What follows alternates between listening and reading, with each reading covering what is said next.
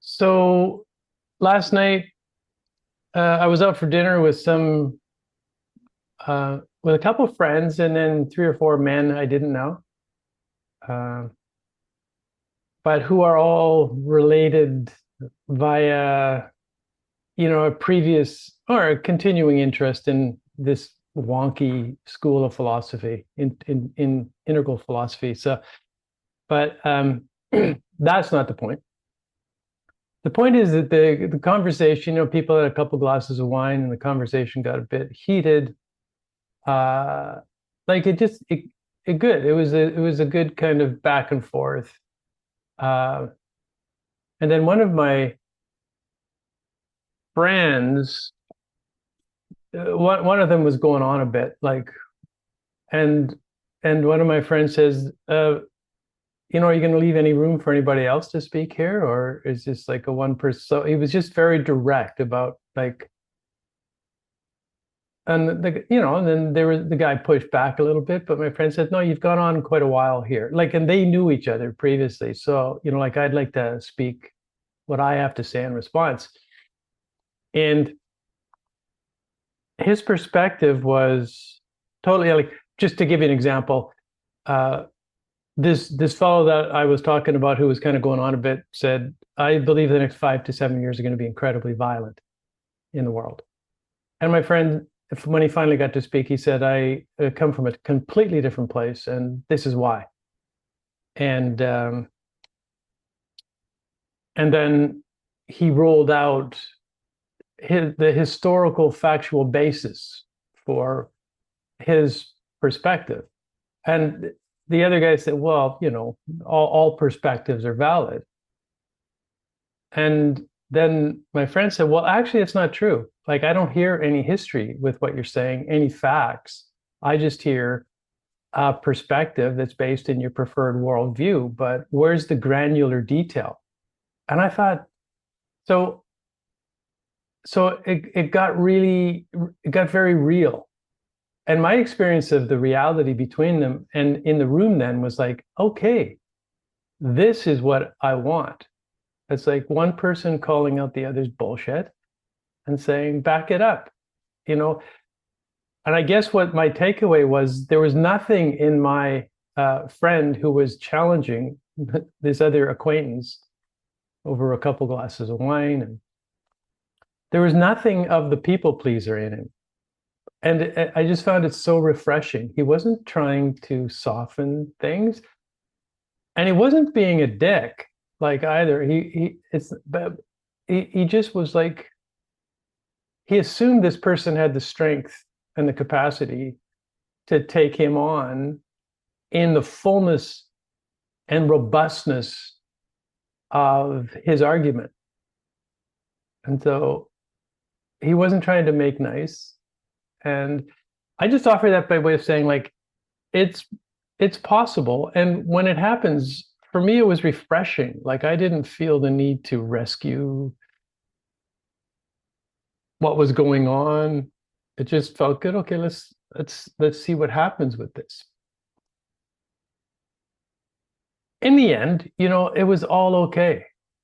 Like, they had a hug, at the end of the evening, and says, come back to this conversation. And so I offer that by way of saying that I think it's refreshing when we can relax sufficiently in the presence of others to just put it all on the line.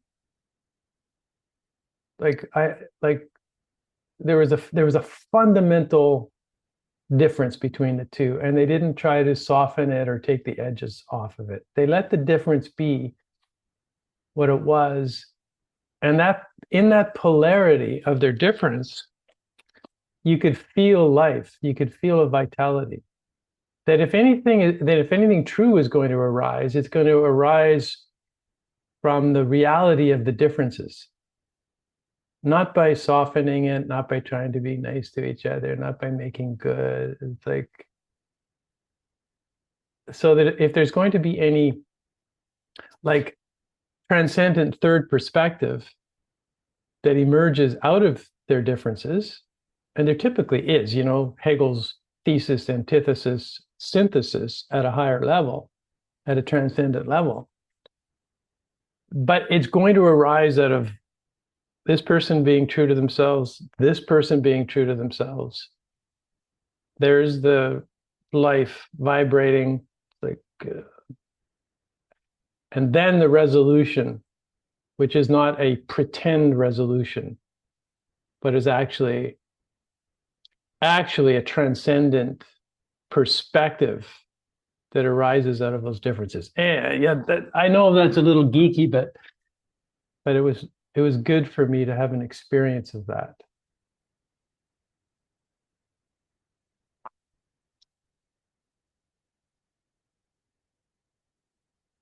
I think typically what happens is that one or the other collapses before the potential has sufficiently built to come to kind of a transcendent synthesis of a genuinely new perspective.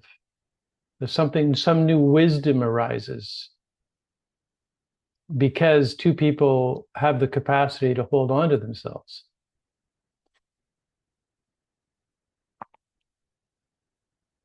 And typically in relationships, it's like we either can't bear the conflict of that, and we either collapse or we get enraged and we attack, so that the potential is resolved too early.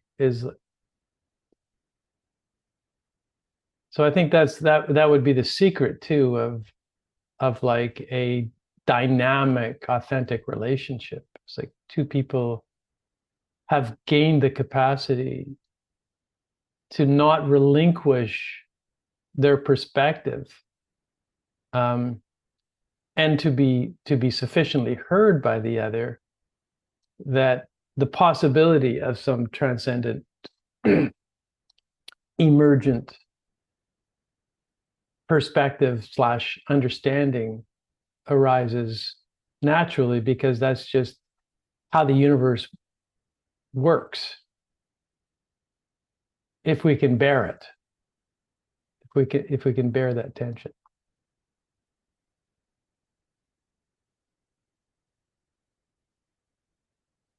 So with that kind of little framing of things, what's going on with you folks? What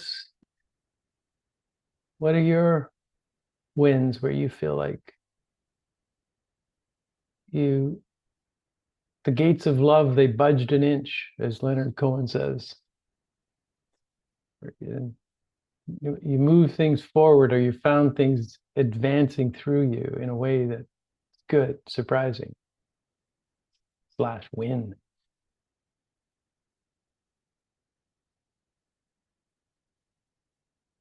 Or where you found yourself,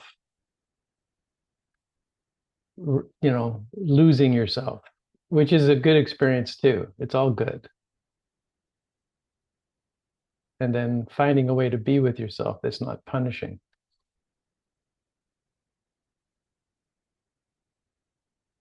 Because all we're doing is growing in the understanding of how our mind works.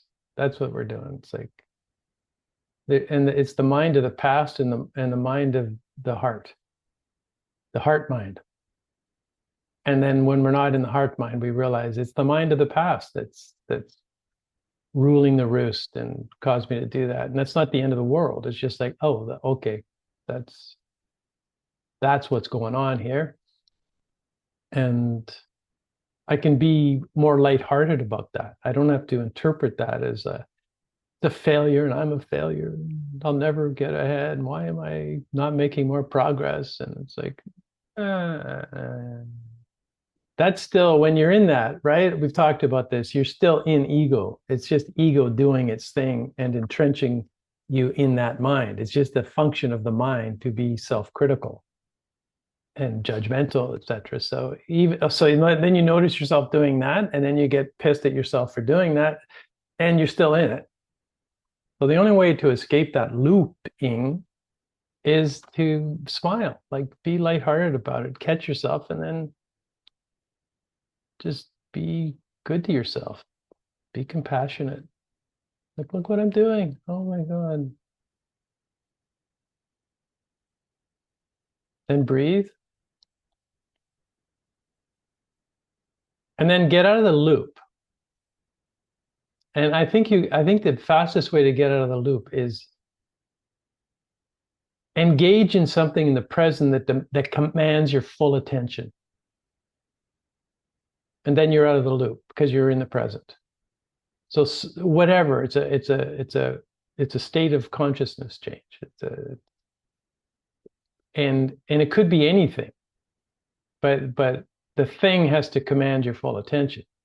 Jump in the ocean, jump in a pool, like have a strong cup of coffee, dance, roll coins if you like rolling coins, like anything, as long as you're into it.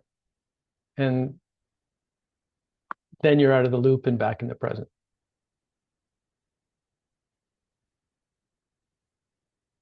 So you'll develop a kind of a lexicon of hacks for yourself, that that that things that command your attention. And sometimes when we develop enough mastery with this, it could be just shifting our consciousness. It could be just making a decision to lose ourselves in the way the light is falling on a tree. And we just become masters of attention shifting.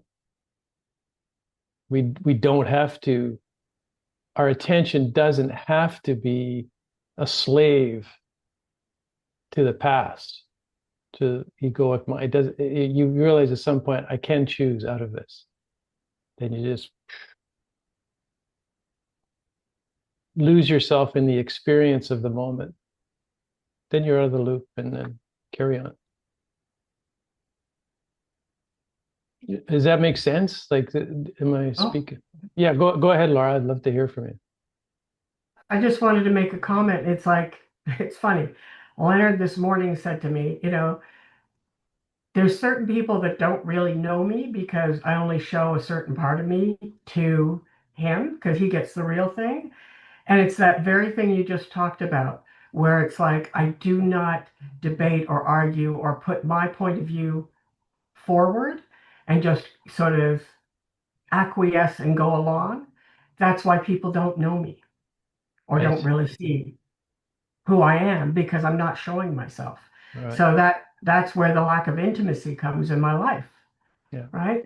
That's a Okay. great catch. Like, that's a Yeah, great catch.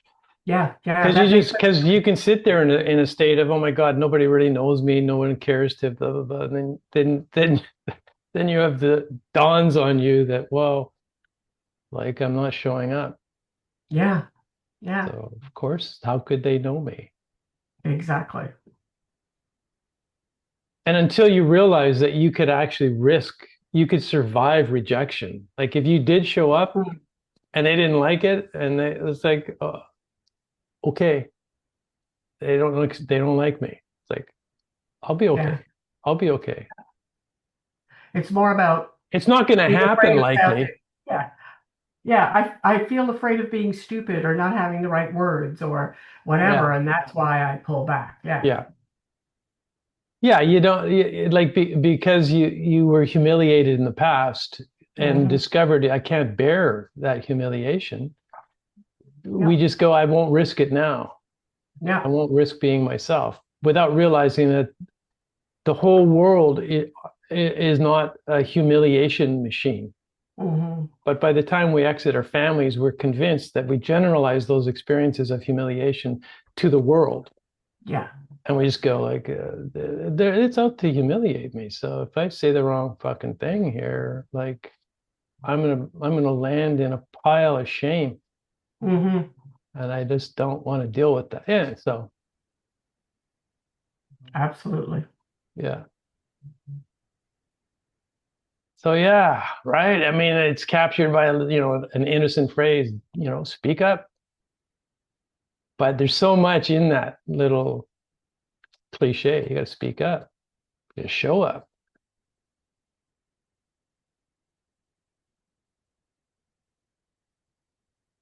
It's like my friend last night didn't care. Like if his if his opponent rejected him, it's like, wow, it's like, okay, you don't want to hear the truth of me. It's like I can't control that. But I'm not going to mold myself or hold back because you might not like what I say. Yeah. So thanks, Laura. That's really deep insight.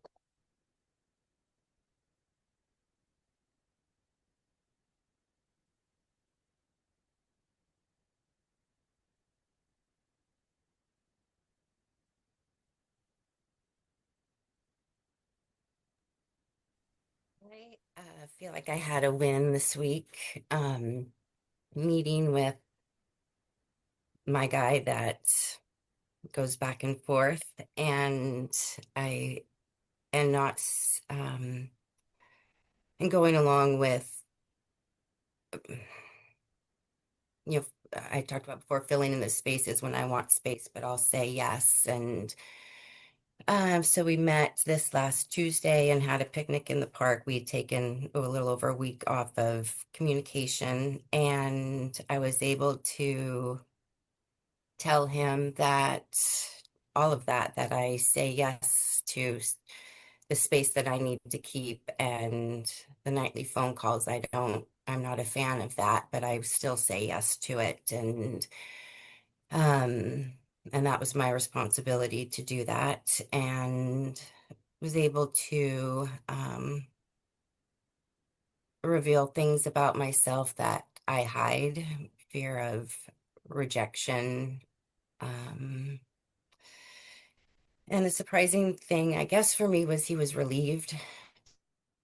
He has a view that I don't have any doubts or concerns about us and our back and forth. And I've actually said that. And I said I lied, that because he'll have a list of things of, why this isn't, why I'm not the person, or this isn't right. And he said, and don't you? This was a few weeks ago. And I said, no, no, I just, you work through. And I said, I lied. I do. And I also know that a lot of the lists, that my mind or my thoughts can play tricks on me, and to not act on it and to sit with it and move through it. And doing the work is important. I guess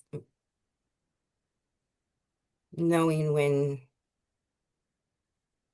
to stop working on something is where I struggle.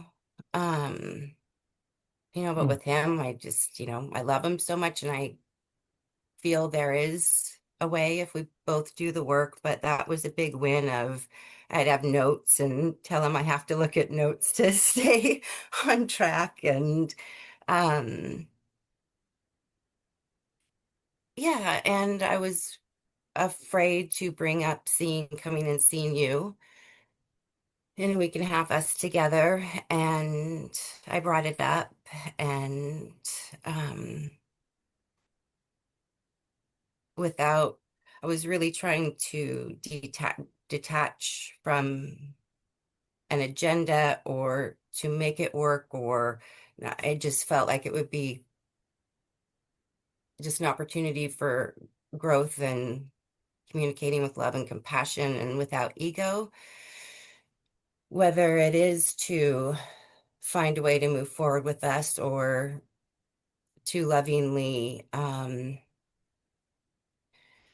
detangle and move away from the back forth patterns that we have that can harm each other. I was able to acknowledge that too. It was probably last January when we had a big one, and he had told me that you had said of like the violence, meaning not physical, but of our words back and forth and our not being kind with each other's hearts. And I was still in ego, anger, I'm right. And so I flippantly said, "Oh, is that the new word for calling women crazy when they unleash their fury of men?" And which, if you had said that to me, I would hear it and know what you meant. But he couldn't say that to me. And at that time, and that's really been sitting with me is the harm. It's the harm. And so so to get back to that, it was a win for me to be able to speak up and say all of those things and to show him where I've been hiding and um and where I felt an apology was owed and recognizing my own part in Mm. this dynamic. Thanks, Annie. Yeah, That's a lot of humility yeah. and a lot of willingness just to be you. Like, So as of now, it seems, and I guess I don't want to project it'll change because of past patterns of the back and forth that we're not, we're staying away from seeing each other in the until then, but that we are going to go together. mm. Yeah. Well, it takes courage to do what you did. So yeah, good Mhm. on you. Thank you. Yeah.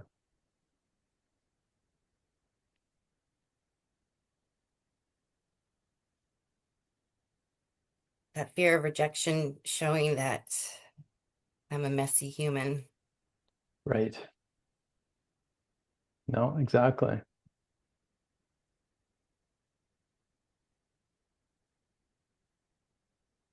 But reality is always healing. That's the thing. Like if we can drop into what's actually true, it's like it's always healing. It's always redemptive. It's always like, okay, my feet are on the ground again. Uh, we can go forward now from a true foundation.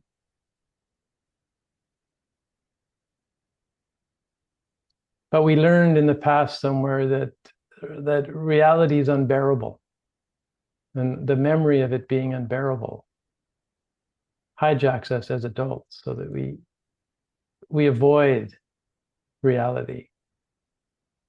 So to find the courage to actually name reality, beginning with what's true for us, is like, an exit from the, yeah, it's just like the beginning of living your own life, which is to exit the people pleasing thing. So, thanks for sharing, Annie. Yeah, thank you.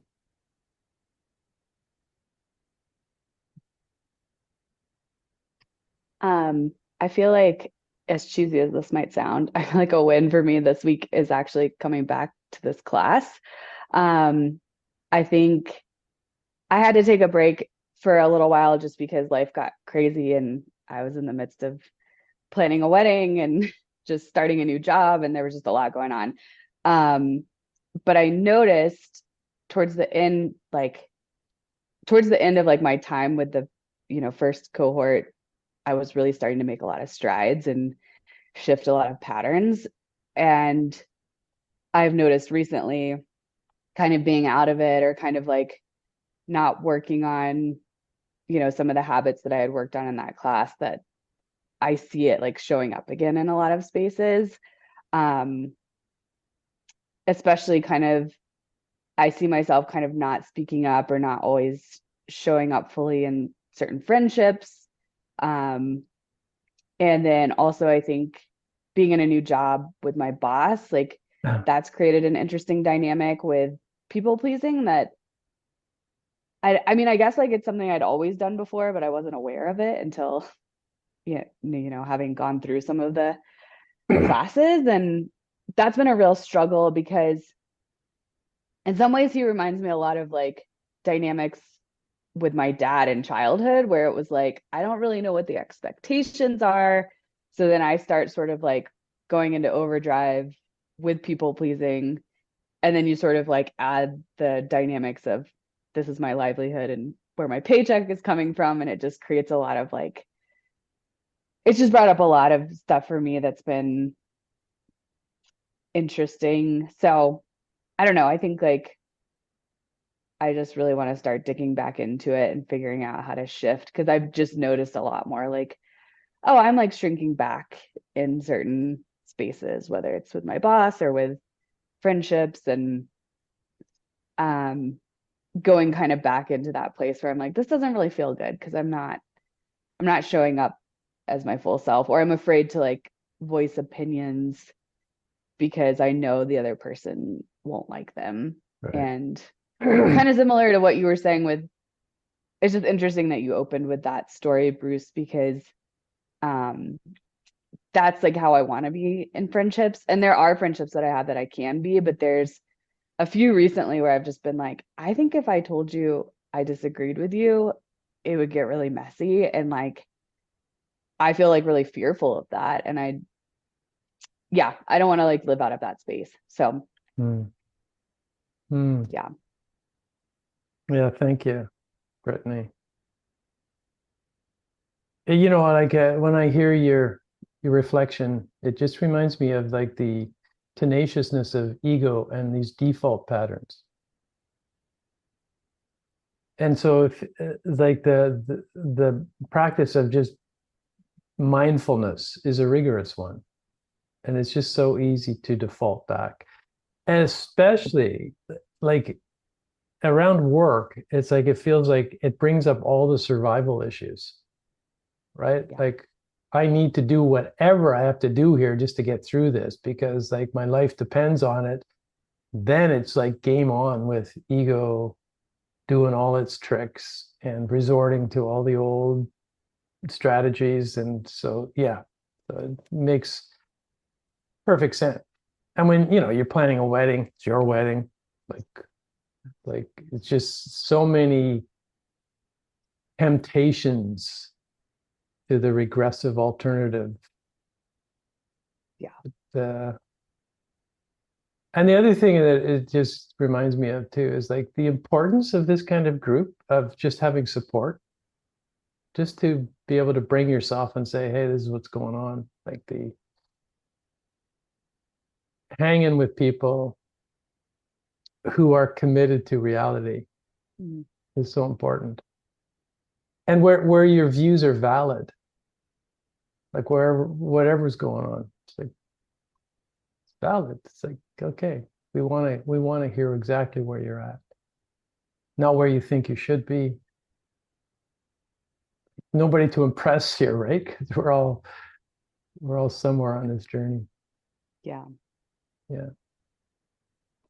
Yeah. I think the boss thing especially has been a new one, just because for the last 4 years or so, I've done remote work. And so you're on a screen where it's like you, those patterns can still show up, but it's a little different. And so I think it's been surprising, or maybe I've just been more aware of some of my tendencies, but it does feel like all the sort of survival self ego, like I've got to protect myself. I've got to make sure I don't say anything wrong. I've got to like, make sure I'm doing everything right, even though I don't fully understand all the expectations of my role. And then it just becomes this like spiral of like, oh, I must be like really screwing up because I don't, so I've got to work harder, and it just triggers that Yeah, cycle. man, I feel that when you describe it.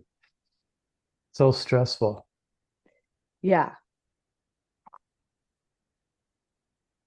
And like what does it feel like just to imagine yourself like showing up, like just relaxing and being yourself? Like I don't actually know what you want from me in this situation, boss. It's like, can you clarify and getting the data, and then yeah, just what it would be like to. And the paradox is that typically when we do that, because we can trust that you're competent to do what you're expected to do. Like that's just a given because you're sincere and smart. But typically when we're just like able to relax and be ourselves, it's like the paradox is that it starts flourishing, everything starts falling together, and but it's trusting that it's okay to just be myself here. Yeah.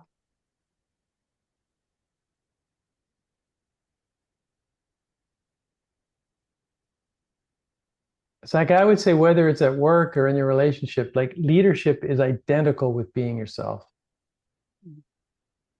You want to show up as a leader at work or wherever in your relationship, but it's like be yourself. Because that's how leaders advance, is that they're just showing up as themselves. It's hard to trust that one, but Yeah.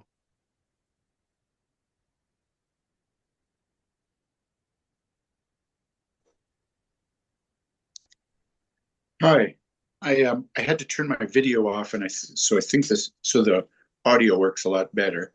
So I'm going to leave that video off. Um, uh, I'm in the last week, it's almost been like a retreat. In fact, it's retreat from the real world. I've been on a hike with there was one other guy, but he went home early because he had stuff to do. But there's um, two friends. And back when I was younger, well, even for the longest time, I never had guy friends. Never got comfortable with them. So now I'm with two guys that actually one of them is my partner's former husband. And the other guys, I've known both of them for a number of years. And the wins for me, which I don't usually have too many wins, but I feel I can trust these guys and actually be myself, because there's a few things that I do, such as 2 weeks ago, I went on a psilocybin ceremony group thing, and I would never tell my family members or even my neighbors back home about this. But they, one of the guys, when there was two of us together, or three of us together, asked about, what was your retreat like last week? Because or what was it you did? And I said, what the hell? I'll tell them. And so told them about that. And yeah, they, not a negative response, not a lot of interest. But the big thing was that I was sharing something about myself that's part of my life that I don't share with everybody. And even this morning, we had breakfast together. And and I said, okay, I want to, I wanted to join in this meeting together. We're going to go drive back to Whitehorse as soon as I'm done this. And I asked them, said this is what I wanted to do first. And they said, okay. They asked about it. Do I really want to tell them about this? Do I have to explain this about going, with a couple of guys? But what the hell? This is part of what I do. It's what I do try to do every week. And just sharing that with other people. This is what I do. Take it or leave it. And they ask and they may say something about it, but nothing too serious. But share their comments. But it's, to me, a big win just for these guys, who I will see lots more. And I care about. Do I care about what they think about me? It's interesting. I care. So that's good. But so it's a really microcosm, just the three of us, and interacting with other people briefly, but just the three of us all the time. We got 24 hours left together before I get home. Back to where environments where I'll hide a fair bit of myself. So, but what I'll do is, from what you were saying earlier, Bruce, the interaction between these two guys and really watch for when the three of us are talking about more deeper. We touch on different subjects. So see where we can go and see if I can encourage that openness and acceptance of what's I see a little bit about that and see what it's like when the interactions between the three of us. But I think we're pretty good. I look forward to it.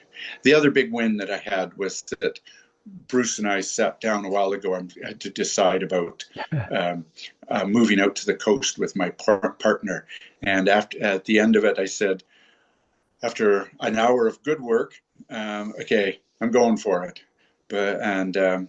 So I feel comfortable with that.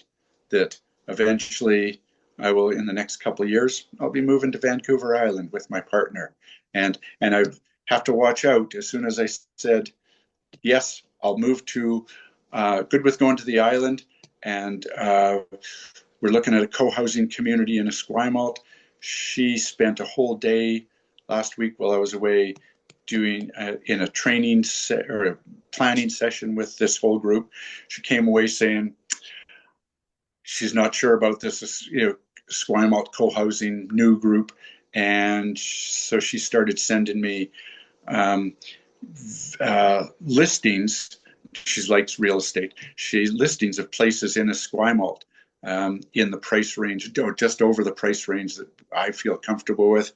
And my job now is to go back and say, if we're not going to the co-housing in Esquimalt, then it has to be in a small town along the coast somewhere. I will, but I don't want to go. I don't want to go just to downtown Esquimalt or Victoria, no matter what. If I'm gonna stay in a city, I'll stay here in Calgary. But if I'm gonna move to the coast, it's gonna be co-housing or in a small town like Parksville, even Nanaimo, but coast close to the water.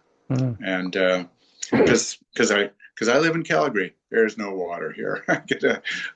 I need to get somewhere like that. So my job is to maintain that. So but looking forward, excited that I'm made that decision. I haven't told my daughter yet. That'll be the tough one. But I've hinted at it. Yeah, she'll have to get used to it. That's about so it's been a good week in retreat. You sound strong.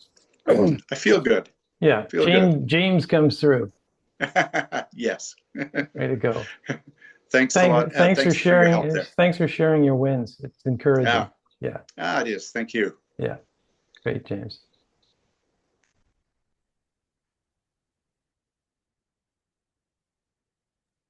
I'll try the video again and see if the audio still works. Okay. Shannon. Hi, everyone. Hey. Hi. Hey, hi.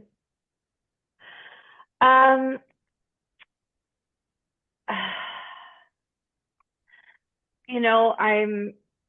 have a friend. He's a doctor of Chinese medicine, and he's been like a brother in my life for like 25 years. He also treats me. He's an acupuncturist, but I love our sessions because I can go in and I can just say, like, I'm so straight up with him, and we love each other so much. The fear is never like, if I say this, I'm going to lose him, which comes up in so many of my other relationships. So last week, Bruce, when you were prompting us, like, where do you have ease? He's one person I have ease with, just so naturally. So this week, what was coming up for me when I laid on the table in his clinic was, I said, I'm so enraged.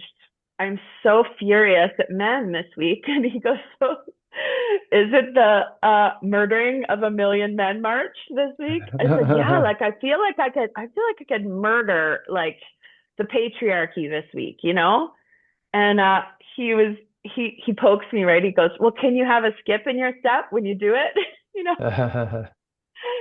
I said, fuck off.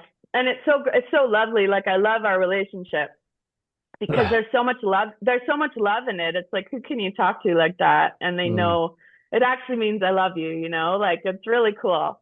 So I so appreciate him. He's also a brown man. He's East Indian descent. He's a Sikh man, but he comes from a warrior faith, where it's like a sword in one hand and an open hand in the other. And he really walks that path of like, he's like, you can hold that still, that like I could kill you, part of you. We can't really ever get rid of that. It's going to be in you, because sometimes I seek to be this pure person of peace, and that's not really. I do have a real ferocity to me, and I need to hold both, because it's when I deny that ferocity that it's the inauthenticity comes out more. Yeah. So he's kind of teaching me, like, I can hold that sword, like I can have that warrior spirit and an open hand. So how to have both, as my hand's shaking. But it's like such vulnerability in this, right? I'm really good at this. I'm so good with the sword. Like I could slaughter, but it's this, that it's doing both.